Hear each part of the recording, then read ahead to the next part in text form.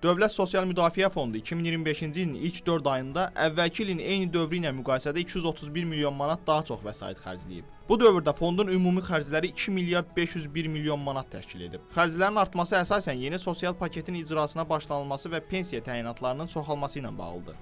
2025-ci ilin ilk aylarından etibarən pensiyalarda artım müşahidə olunsa da, ilin sonuna qədər daha bir artım qərarının verilməsi ehtimalı gündəmdədir. Bəs xərclərin artımı qarşıdakı dövrlərdə hansı sosial təsirlər doğura bilər? Məsələ ilə bağlı iqtisadçı Xalid Kərimli News 24 azı açıqlamasında bildirib ki, cari ilin yanvar ayından etibarən pensiyaların məbləği artırılıb və ilin sonuna doğru bu sahədə əlavə qərarlar verilə bilər. Ümumiyyətlə 2025-ci ildə bütün işləyən şəxslərin əmək haqqısının artım faizi qədər 2026-cı ildə pensiyaçıların pensiyaları artacaq. Bunu qanunvericiliyə salıblar və hər il avtomatik şəkildə bu davam edir. Bu o deməkdir ki, cari ildə maaşlar nə qədər artarsa, gələn il pensiyalarda məhz bu artım faizi ilə indeksasiya ediləcək. Hazırda əmək haqqılardakı artım tempinə əsasən 2026-cı ildə pensiyalarda təxminən 10% artım gözlənilir.